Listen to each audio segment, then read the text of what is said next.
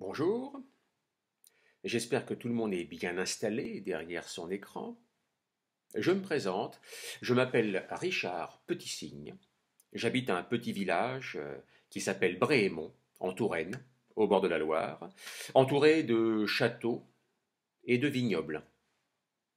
On y est plutôt bien. Je suis comédien, conteur et auteur de livres jeunesse. Et c'est à l'invitation de l'Alliance française de Dublin que je me trouve devant vous aujourd'hui. J'ai eu l'occasion de découvrir ce lieu, l'Alliance française de Dublin, il y a près de 4 ans maintenant, en septembre 2018, à l'occasion de la journée Portes ouvertes famille, organisée donc tous les ans par l'Alliance française. Je suis venu avec mon fidèle complice Olivier Suppiot, illustrateur et auteur de bande dessinée, pour jouer 3 séances de l'un de nos spectacles qui s'appelle Les Contes illustrés. Donc 3 courtes séances que l'on a fait devant un public franco-irlandais venu prendre des informations sur les cours et les activités de l'Alliance française. Et donc nous on était là pour donner un peu de plaisir aux gens. En tout cas, nous, on en garde un très bon souvenir de ces 3 séances, évidemment de la ville aussi, Dublin, qu'on ne connaissait pas, de l'Irlande en général, et on serait prêt à y revenir très vite dès que tout ira mieux. Et donc, à l'initiative de l'Alliance française, eh bien, on m'a proposé de présenter un peu mon travail lors de ces séances à distance, ce que j'ai accepté de faire, évidemment.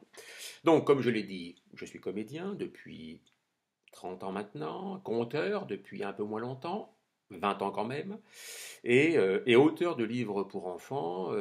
Là, c'est assez récent, vu que mon premier livre est sorti en 2017. Donc côté spectacle, eh bien, j'ai créé il y a 30 ans avec d'autres amis une compagnie professionnelle qui s'appelle la Compagnie Troll, qui est également basée en Touraine, bien sûr, qui propose des spectacles jeunes publics, tout public, pour adultes, qui adapte parfois des œuvres d'auteurs très connus comme Stevenson.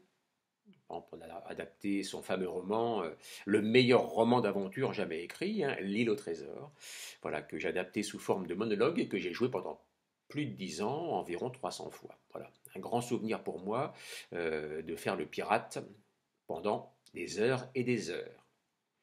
Nous avons aussi proposé d'autres adaptations, d'Edgar Poe, de Mark Twain, Tom Sawyer, de bandes dessinées. Enfin voilà, on aime bien faire découvrir par le biais du spectacle des œuvres connues ou beaucoup moins connues. Voilà, le plaisir pour nous, évidemment, étant d'imaginer que en sortant de la séance, des adultes, des enfants vont à la médiathèque du coin pour emprunter le livre que nous venons de jouer. Au niveau du conteur, eh bien ma foi, c'est arrivé tranquillement. C'est pas tout à fait le même travail que comédien, hein, mais ça reste quand même complémentaire. Il s'agit de raconter des histoires. Donc voilà, j'ai développé ce travail autour de l'oralité à partir de 2000 à peu près, 2000-2002, avec des contes pour enfants, des contes pour adultes, des contes gothiques, voilà, de Edgar Poe ou de Howard Philip Lovecraft. J'ai aussi écrit mes propres histoires et c'est ça qui peu à peu m'a amené à proposer des textes et à les voir publiés chez différents éditeurs.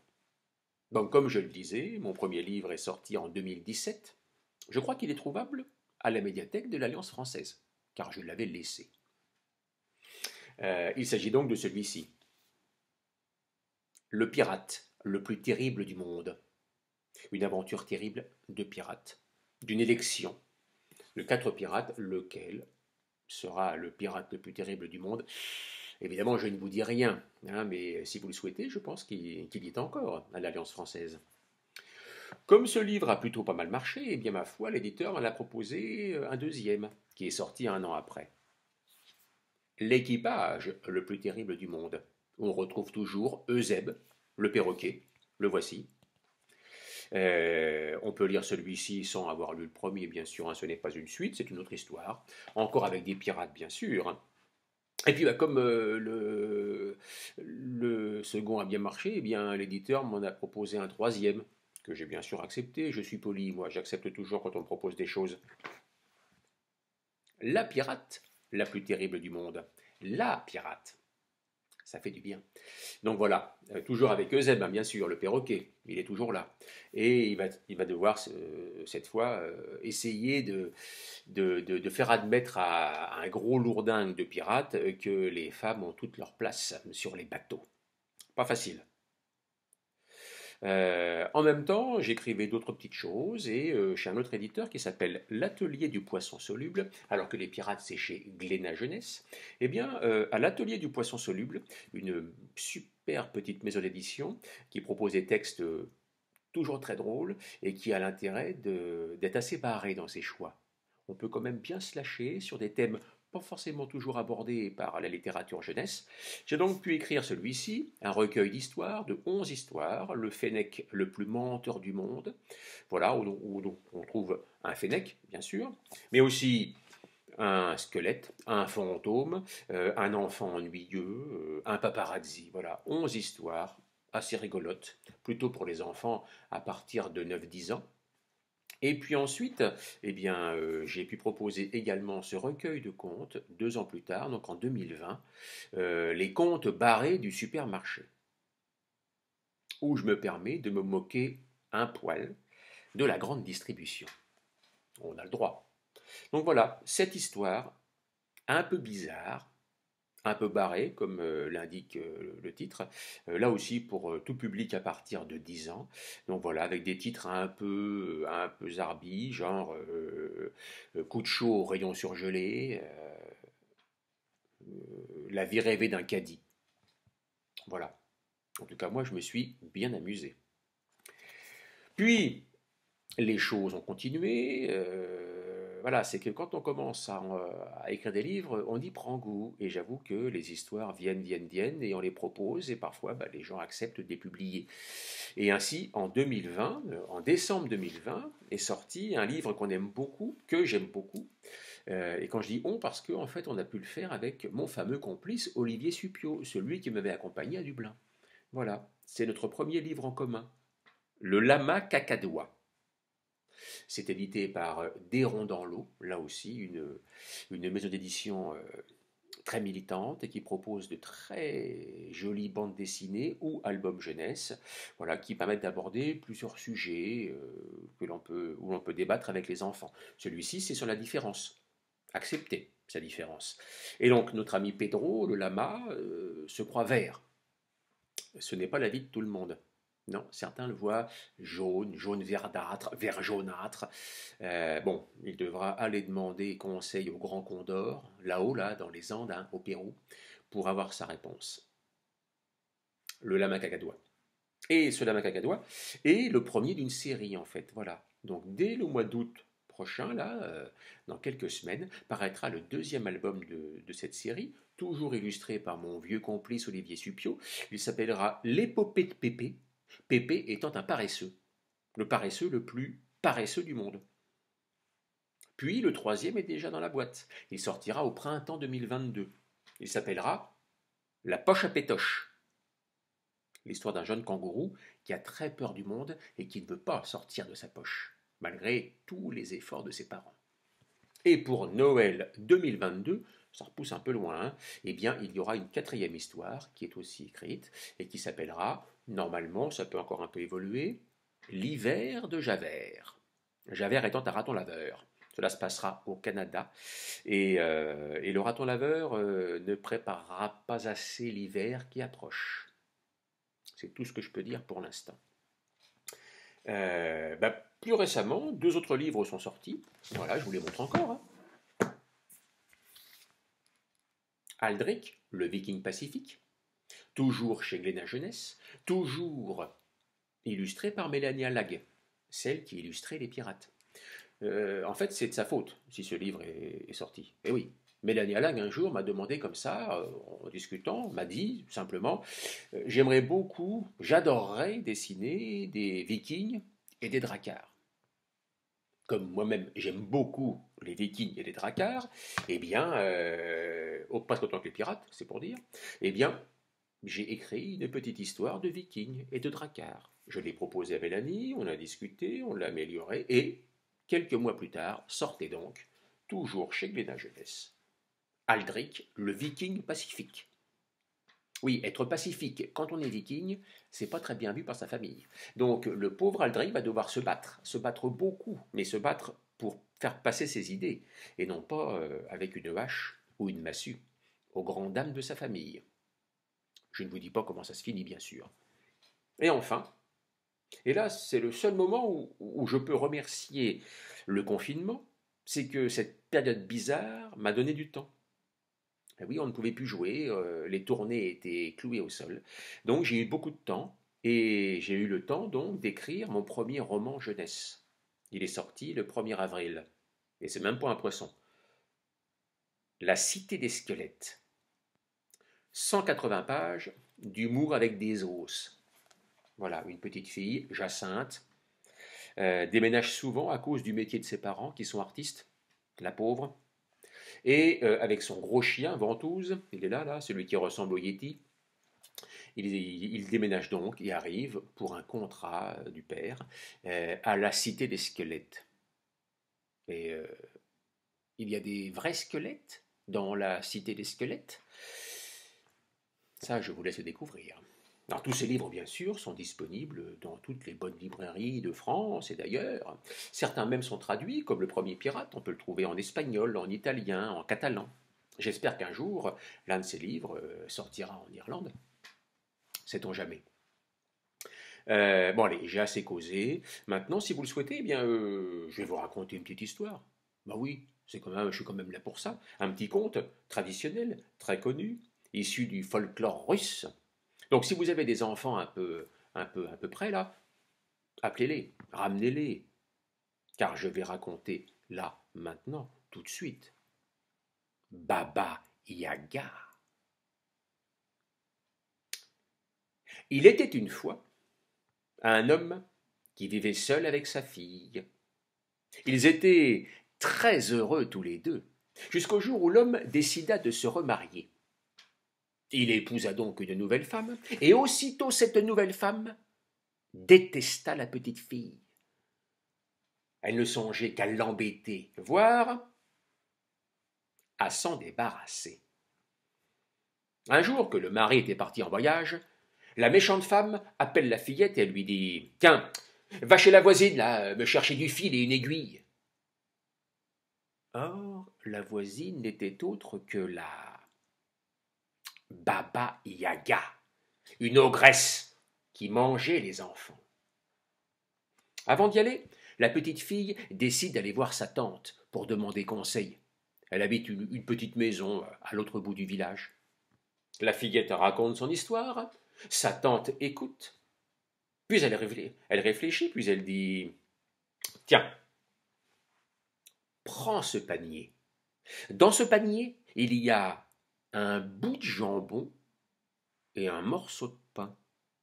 Si tu veux échapper à la Baba Yaga, donne le bout de jambon à son chat et le morceau de pain à son chien. Tu verras, ils t'aideront. » Bon, la fillette accepte évidemment, elle prend le panier, elle remercie la tante et elle va donc toquer à la porte de chez la Baba Yaga. Toc, toc, toc, toc, toc. La porte s'ouvre.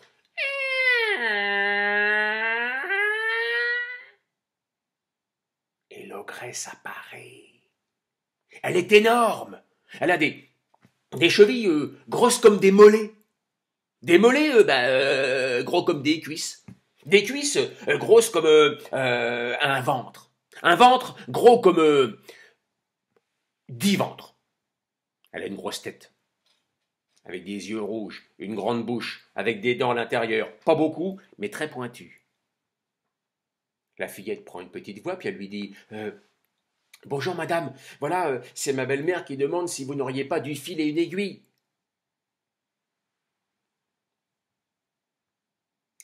Entre, petite fille, entre. Je vais te donner ce qu'il te faut. L'ogresse fait entrer la petite fille, elle referme la porte derrière elle et s'en va directement dans la cuisine pour faire bouillir une marmite d'eau en pensant « Quel délicieux repas je vais faire avec cette petite fille !» La fillette, elle, pendant ce temps-là, est partie voir le chat, qui dormait près de la cheminée. Elle prend son panier, elle sort le bout de jambon, elle le tend au chat en lui disant « Dis-moi, gentil chat, comment puis-je m'enfuir d'ici » Le chat mange le bout de jambon, puis il se lèche les babines, il la regarde avec ses yeux jaunes et lui dit « Ce bout de jambon était vraiment très bon.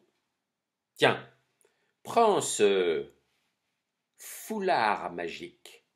Si tu veux échapper à la Baba Yaga, si la Baba Yaga t'a presque rattrapé, jette le foulard derrière toi et tu verras. »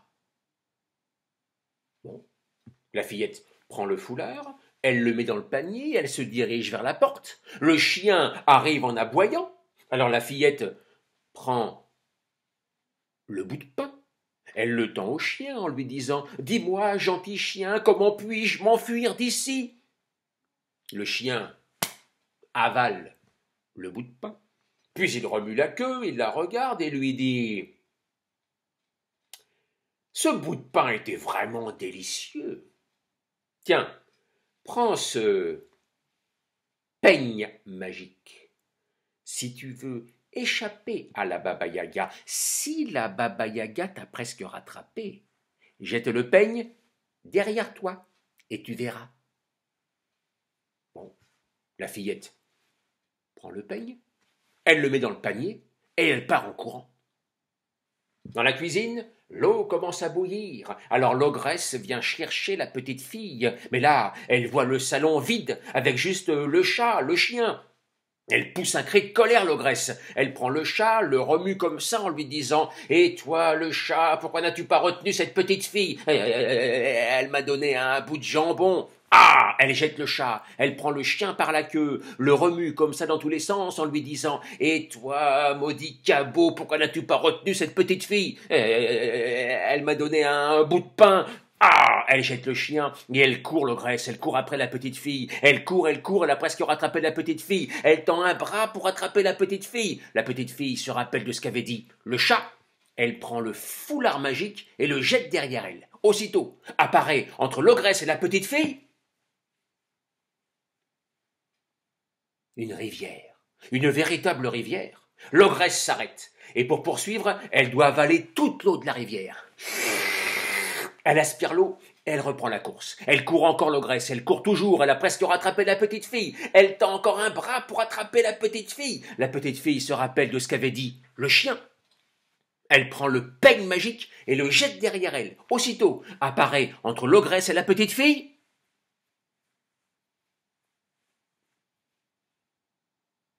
une forêt. Une véritable forêt pleine d'arbres. L'ogresse s'arrête. Et pour poursuivre, elle doit manger les arbres. Elle en mange 1, 2, 3, 4, 5, 6, 7. Et là, elle comprend qu'elle ne pourra jamais manger tous les arbres. Alors, elle fait demi-tour, l'ogresse. Elle rentre chez elle, déçue, dépitée. Ce n'est pas ce soir qu'il y aura de la petite fille au repas. La fillette, elle, rentre chez elle. Elle raconte toute l'histoire à son père. Le père chasse la méchante femme. Et depuis ce jour, le père et la fille vivent heureux, comme avant. Et ils n'ont plus jamais entendu parler de la Baba Yaga. Eh bien voilà, mesdames et messieurs et les enfants. C'était la fin de l'histoire. C'était aussi la fin de ma petite discussion, enfin mon petit monologue plutôt. J'espère qu'on aura vraiment bientôt l'occasion de retrouver les séances en public, d'entendre rire, ou entendre un peu les enfants avoir peur. C'est bien aussi. J'espère que mes petits mots vous auront donné envie de, pourquoi pas, découvrir ces livres. Et puis, je remercie bien évidemment, chaleureusement, l'Alliance française de Dublin de m'avoir invité avec Olivier il y a 3 ans, 4 ans presque, et de m'avoir invité de nouveau à faire cette petite intervention pour vous. Voilà. Bonne journée, je l'espère à bientôt et que revienne le temps des terrasses, des spectacles, du public, des rires en vrai. bonne journée, à bientôt.